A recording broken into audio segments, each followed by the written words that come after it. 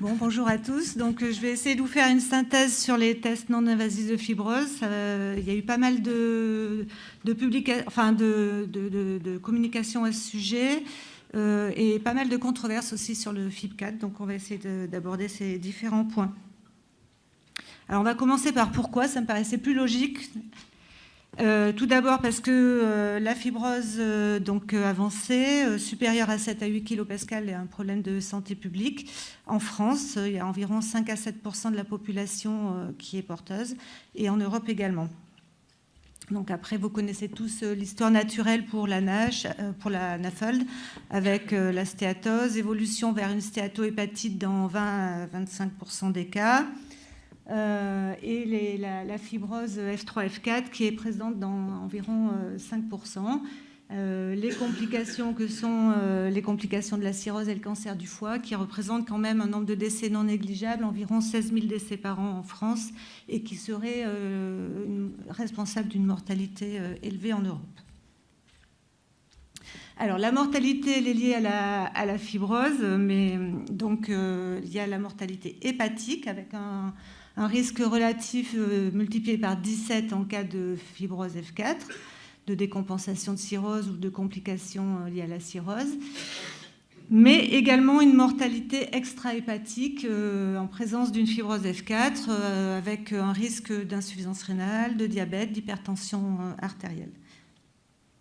Donc le but, ça va être de dépister les patients porteurs d'une fibrose sévère, F3, F4, en médecine générale, sur facteurs de risque pour élargir donc notre panel de patients et pouvoir dépister les complications.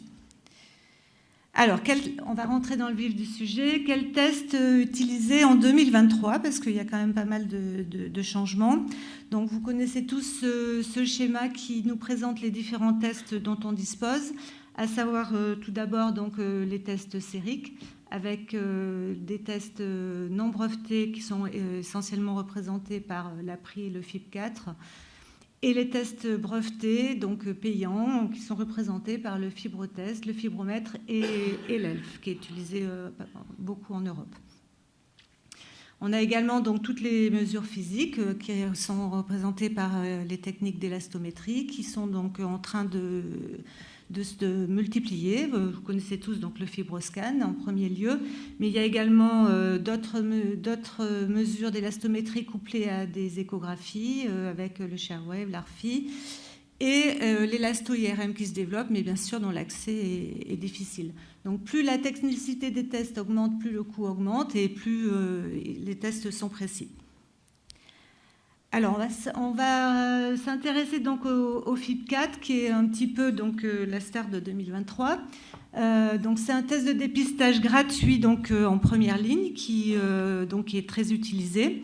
Ce test donc, doit être interprété avec précaution en fonction du contexte clinique, puisqu'il dépend de l'âge. Tout d'abord, donc, chez les patients de plus de 70 ans, il faut savoir que les seuils ne sont pas les mêmes. Donc, bien faire attention. Ensuite, il faut bien sûr s'assurer, puisque le test repose sur la valeur des plaquettes et des transaminases, qu'il n'y a pas de thrombopénie d'autres étiologies ou des cytolyses d'origine extrahépatique, musculaire, thyroïdienne, etc. Donc, ce test, il faut apprendre à le connaître un petit peu. Donc, il a des seuils. Le seuil inférieur à 1,3 nous assure, avec une valeur prédictive négative de 90%, qu'il n'y a pas de fibrose. Donc, c'est quand même rassurant. Et dans ce contexte-là, il n'y aura pas de suivi à prévoir. À l'autre extrémité, donc, on a une valeur supérieure à 2,67, où là, on va penser qu'il y a une fibrose avancée, avec une valeur prédictive positive de 60%. Donc, ça va nécessiter de confirmer cela et donc d'avoir un recours à un médecin spécialisé, un hépatologue, dans l'idéal. Le problème, c'est la zone d'ombre, la zone du milieu, où ça représente quand même beaucoup de patients. Et là, donc, on va voir qu'est-ce qu'on fait. Est-ce qu'on fait un contrôle à 1 an ou est-ce qu'on va vers un test spécialisé ? Ça va être toute la difficulté parce que ça représente beaucoup de patients et il va falloir gérer tout ça. Alors, concernant un petit peu ces différents tests, quelles sont leurs précisions ? Donc, si on regarde cette étude, ces données qui sont dans la NAFLD, on voit que en cas de fibrose F2, c'est pas très bon. Il faut garder ça à l'esprit.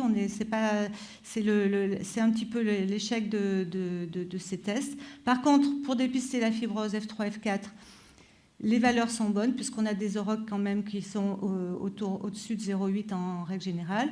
On voit que l'élastométrie est supérieure quand même et que les tests spécialisés font un petit peu mieux que le FIB4, mais que le FIB4 se comporte pas trop mal. Concernant les différents tests dans la maladie alcoolique du foie, si on regarde les tests, les tests simples versus les tests spécialisés, bon, globalement, ils font un tout petit peu mieux. Et concernant l'élastométrie, ils font à peu près pareil que les tests spécialisés. On va voir ça tout à l'heure dans le détail, mais voilà un petit peu la hiérarchie de ces différents tests à l'heure actuelle. Sur l'élastométrie, donc il y a eu une étude qui a comparé, mais qui est ancienne, hein, donc à prendre avec précaution, les différents types d'élastométrie. Bon, globalement, il n'y a pas l'air d'y avoir trop de différence, même s'il faut le savoir, les seuils ne sont pas les mêmes en fonction des appareils, donc méfiez-vous si vous avez des techniques de mesure d'élastométrie couplées à des appareils d'échographie. Donc, comment on va procéder? Quelle va être la meilleure façon de dépister la fibrose? Est-ce qu'il va falloir faire donc une stratégie avec un test sanguin et une élastométrie, ou d'abord un test sanguin puis une élastométrie? Tout ça va dépendre un petit peu du contexte d'utilisation. Si c'est en hépatologie, on va avoir tendance, bien sûr, on a tous un fibroscan sous la main, donc on va s'en servir. Par contre, en soins primaires, le généraliste, il va utiliser les tests sanguins, et en population générale, bien sûr, ça sera du test sanguin. Alors, pour qui faire ces tests, et comment les synchroniser? On va commencer par la maladie alcoolique du foie. Donc, la maladie alcoolique du foie, on a cette étude qui, sur la précision donc, des différents tests dans l'alcool, et on voit que on arrive quand même, on arrive à des valeurs de ROC qui sont bonnes pour l'élastométrie et même pour les tests sanguins, pour les F3, F4, toujours le bémol des F2. Le fibroscan, donc on disait qu'on ne pouvait pas l'utiliser, fallait l'utiliser avec précaution chez le patient alcoolique, puisque donc, en cas d'imprégnation alcoolique, on pouvait surévaluer les valeurs de fibrose. Donc, on voit que tout d'abord, les valeurs sont correctes, mais avec des seuils plus élevés de dépistage de la fibrose, avec un seuil à 12 pour le F3 et à 18 pour le F4. Il y a une étude donc, de Nguyen dans Lancet qui a montré qu'on pouvait pondérer un petit peu tout ça en fonction des valeurs des transaminases et de la bilirubine, à savoir un patient qui n'avait pas d'imprégnation alcoolique récente, les seuils étaient beaucoup plus bas, donc on arrivait à un degré de précision plus importante. Et bien sûr, plus le patient avait une consommation d'alcool, plus les seuils augmentaient. Donc ces données sont à prendre en compte, peuvent nous aider dans la valeur des seuils dans l'alcool. Alors, que dit la FEF? La FEF dit qu'il faut faire une évaluation de la fibrose en cas d'alcool, que les méthodes à utiliser sont les tests sanguins spécialisés et l'élastométrie en première intention, et que justement, donc, il faut tenir compte des valeurs des transaminases et de la bilirubine en cas d'alcool pour interpréter le résultat de l'élastométrie. L'APRI n'est pas à utiliser et la biopsie ne sera à réserver au cas où on a des doutes sur d'autres étiologies. Que dit le ASL? Dans la maladie alcoolique du foie, le ASL permet d'utiliser donc les tests de première intention comme le FIB4. S'il est inférieur à 1,30, on peut exclure une maladie fibrosante. un FibroScan inférieur à 8 kPa. Et par contre, donc, pour la fibrose avancée, elle précise des seuils entre 12 et 15 kPa, mais avec la nécessité de répéter la mesure s'il n'y a pas un sevrage depuis au moins une semaine. Donc le FibroScan et le FibCAT peuvent être utilisés dans l'alcool avec certaines restrictions. Juste un petit mot pour vous parler qu'il y a un nouveau marqueur qui est en train d'arriver, qui pourrait être intéressant. Il y a eu des données récentes à la FEF de cette année, où là, il n'y aura pas de lien avec le fait que le patient soit abstinent ou pas. Donc ce nouveau marqueur semble précis qu'il y ait une consommation d'alcool ou pas. Ce n'est pas pour aujourd'hui quand même. Un petit mot pour dire que les tests vont également avoir une valeur pronostique dans l'histoire du patient.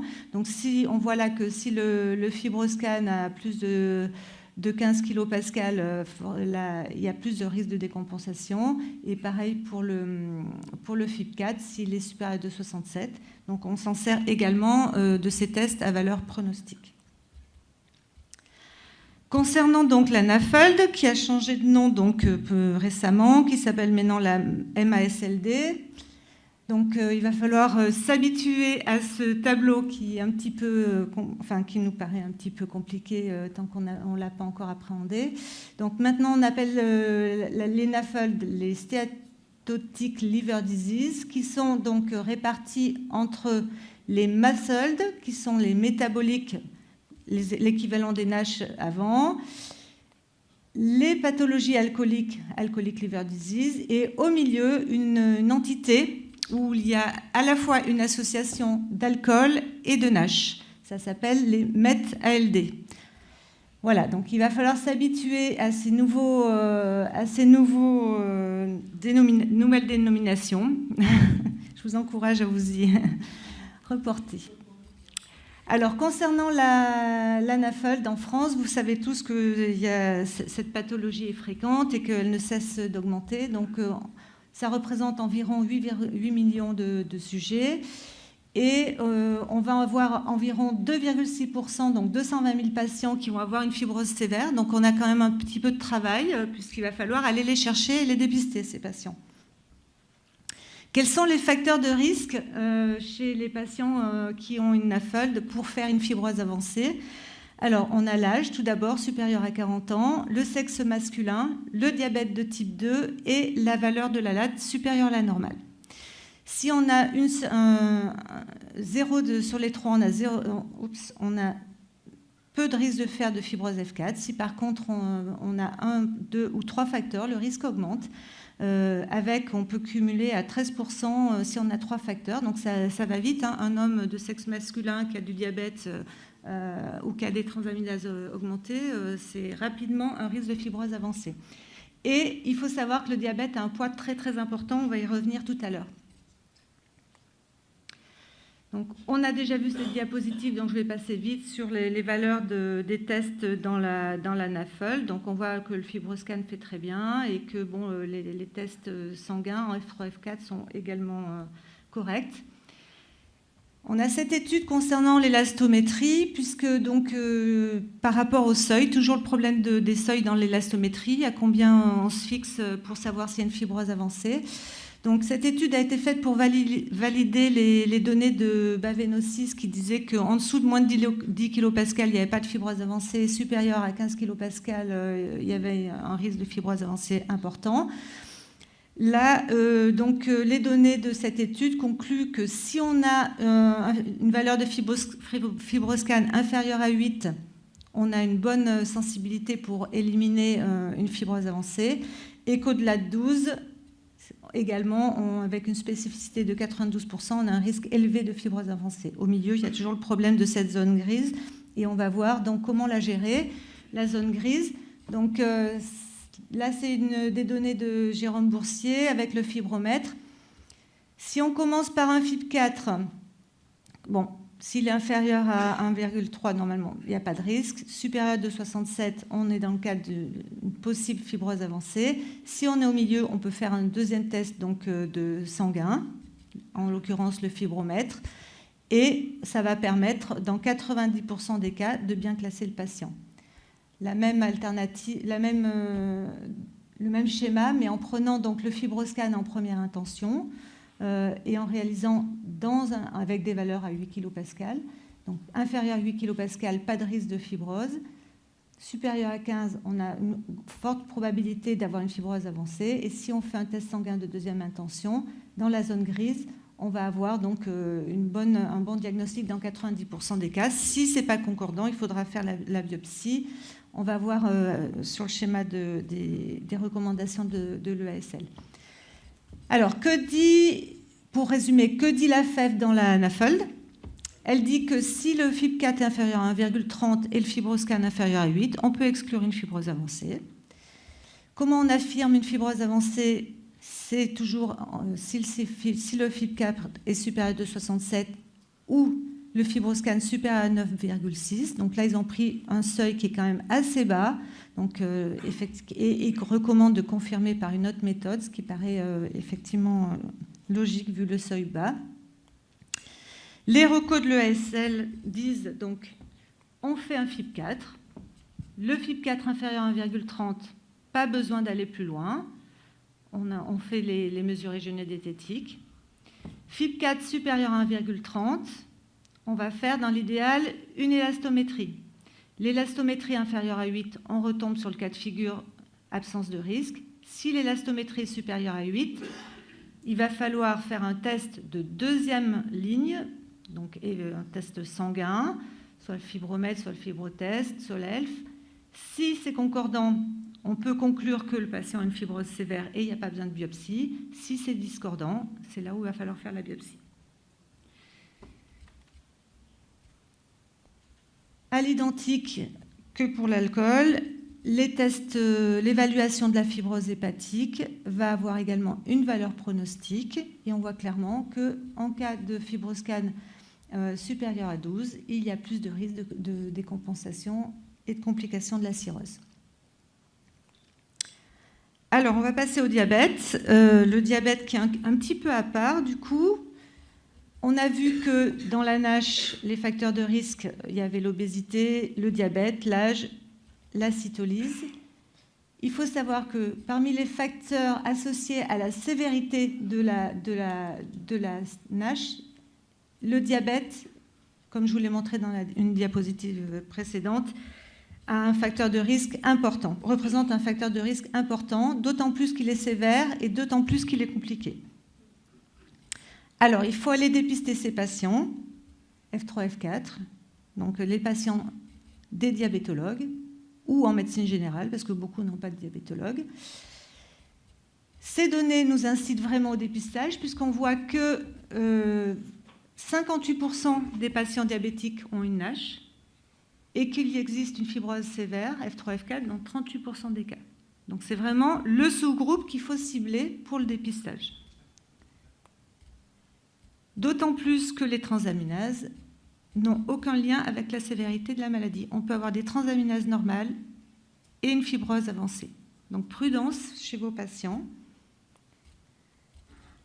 De même, les tests sanguins ne sont pas appropriés pour dépister une cirrhose sous-jacente. Et dernier point, il y a beaucoup de faux négatifs. Donc à la fois, c'est difficile à diagnostiquer et il y a des faux négatifs.